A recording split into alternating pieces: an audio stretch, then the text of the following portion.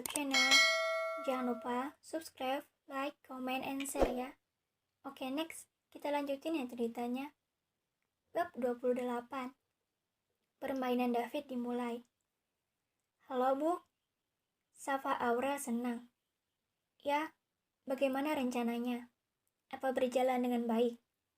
Tanya Ibu Aurel yang terdengar cuek. Aurel sudah terbiasa dengan suara ibunya yang cuek itu. Jadi, ia tidak terlalu sakit hati lagi saat mendengarnya. Iya, Bu, semuanya lancar kok. Ibu tenang saja, saut Aurel lembut. Pembicaraan mereka dapat didengar oleh David. Itu membuatnya semakin penasaran dengan rencana apa yang keduanya buat untuknya. Bu, David melamarku kemarin. Apa aku harus menerimanya? Aurel dengan ragu bertanya kepada ibunya. Ia takut jika ibunya akan marah atau apa. Benarkah? Itu sangat bagus. Kau harus menerimanya. Ibu Aurel begitu sangat gembira mendengarnya. Ia langsung menyetujuinya. David yang mendengar suara setuju dari Ibu Aurel merasa sangat senang. David sudah berpikir, tidak ada yang disembunyikan oleh Aurel selain masalah penyakitnya. Namun, kebahagiaan David langsung sirna saat mendengar jawaban dari Aurel kepada ibunya. Tapi kan, Bu, aku tidak menyukainya. Aku hanya ingin hartanya. Jika semua hartanya kuambil, maka aku akan meninggalkannya, sahut Aurel. Iya, Ibu tahu. Maka dari itu, kau harus menikah dengan David, agar semua harta David akan beralih ke tangan kita, usul Ibu Aurel. Aurel tidak tahu harus menjawab apa usulan dari ibunya itu. Yang jelas, ia tidak setuju. Namun, dengan terpaksa, ia menyetujui usulan ibunya. Ada satu rahasia pahit yang dipendam oleh Aurel. Dan rahasia itu sangat menyakiti dirinya. Sudah lama kejadian itu terjadi. Namun, ia masih tidak bisa melupakan semuanya. Aurel sebenarnya adalah gadis yang sangat baik dan polos. Ia begitu pada orang tua. Bahkan Aurel bukan Latif, anak gadis yang suka berbelanja di pusat perbelanjaan. Dekat dengan anak laki-laki pun, Aurel harus berpikir lama. Namun, ia dipaksa ibunya untuk hidup lebih dewasa.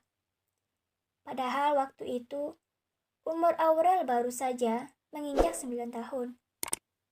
Otak Aurel dicuci oleh ibunya sendiri. Aurel selalu mendapatkan ancaman dan tidak diperhatikan oleh ibunya. Kecuali Aurel menuruti apa yang ibunya inginkan, baru ia akan disayang. Setelah 1 tahun mencuci otak anaknya sendiri, Ibu Aurel menyusun rencana untuk memasukkan Aurel ke dalam keluarga kaya raya. Dan keluarga kaya raya itu adalah keluarga Daniel. Aurel yang dulunya adalah gadis polos, ia sekarang menjadi sangat liar. Terkadang, Aurel juga merasa bersalah karena sudah memanfaatkan seseorang. Namun, ibunya selalu saja mengancamnya dengan alasan akan membuang dirinya. Demi mendapatkan kasih sayang dari ibunya, Aurel menuruti dan terus melakukan hal yang sama. Ibu Aurel sama sekali tidak pernah menyayangi Aurel, karena Aurel lahir tanpa seorang ayah. Menurut Ibu Aurel, Aurel adalah anak pembawa sial. Saat Aurel untuk pertama kalinya hadir dalam perut ibunya, ia sudah dianggap pembawa sial. Kehadiran Aurel dalam perut membuat ibunya ditinggalkan oleh orang yang dicintai. Dan itu adalah ayah Aurel sendiri. Ibu Aurel belum menikah sampai sekarang. Ia dengan bodohnya mencari kekasihnya yang dulu menghilang. Dengan uang hasil merampas yang dilakukan Aurel kepada pria hidung belang, Ibu Aurel pergi berjalan-jalan ke luar negeri. Ia sama sekali tidak memikirkan Aurel yang sedang berusaha mencari kebahagiaan untuk ibunya. Sesekali Aurel mengeluh kepada ibunya betapa lelahnya ia melayani pria hidung belang itu. Tetapi ibunya tidak pernah memperdulikan keluhan darinya. Baiklah Bu, aku akan menyetujuinya, ucap Aurel tanpa semangat. Bagus. Setelah mengucapkan kalimat sebuah itu, Ibu Aurel langsung memutuskan sambungan teleponnya. Aurel menatap layar ponselnya itu. Ia menghela napas sesaknya. Aku lelah, Bu. Keluh Aurel dengan lirih. Raut wajah Aurel tidak semangat seperti sebelum ibunya menelpon. Kini hanya ada wajah lelah. Di seberang, David tak henti-hentinya tertawa setelah mendengar ucapan dari Aurel. Pengakuan Aurel yang tidak mencintainya dan hanya mencintai uangnya. Ia menjadi begitu kecewa. David tertawa pahit mengingat kata-kata itu. Ia sudah menaruh kepercayaan kepada Aurel. Namun Aurel malah mengkhianatinya. Baik, kau ternyata wanita licik yang tidak tahu diri. Kita mulai permainannya sekarang. Tawa David. Betapa sakitnya hati David. Ia dikhianati oleh calon istrinya. Sekarang giliran David yang bermain, dan Aurel akan menjadi anak caturnya. Ia akan membalas semua perbuatan licik Aurel kepadanya. Sebenarnya, David tidak mempermasalahkan soal harta, tetapi ia mempermasalahkan hatinya yang sudah nyaman saat bersama dengan Aurel. Namun Aurel sama sekali tidak menghargai apa yang sudah ia lakukan. David tidak suka dengan kebohongan. Ia lebih suka dengan wanita yang serakah akan harta, namun jujur lebih awal kepadanya. Bukan yang seperti Aurel lakukan, manis di depan, namun buruk di belakang. David bukanlah pria yang terpuruk begitu lama dalam masalah percintaan.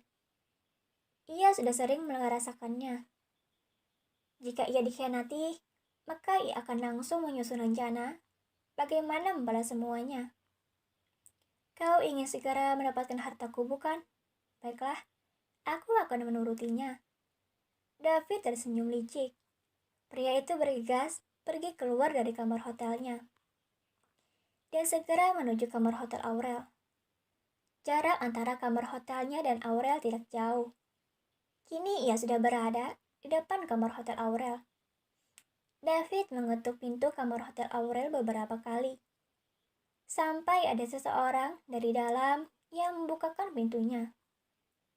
Aurel yang melihat kedatangan David, ia tersenyum manis seperti biasanya. Sama seperti David yang juga tersenyum lembut ke arah Aurel. Ayo kita pergi, ajak David penuh semangat. Tentu saja David akan sangat semangat.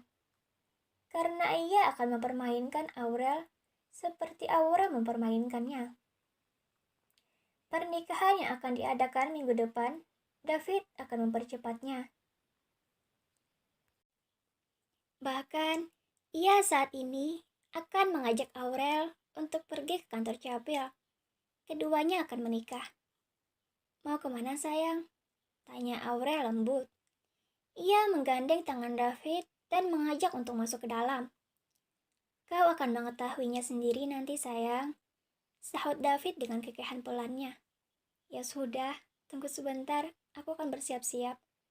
Aurel ikut terkekeh pelan. Ia pun segera mengambil tas dan ponselnya.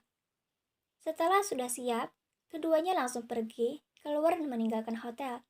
Terima kasih, jangan lupa subscribe, like, comment, and share ya. Dadah.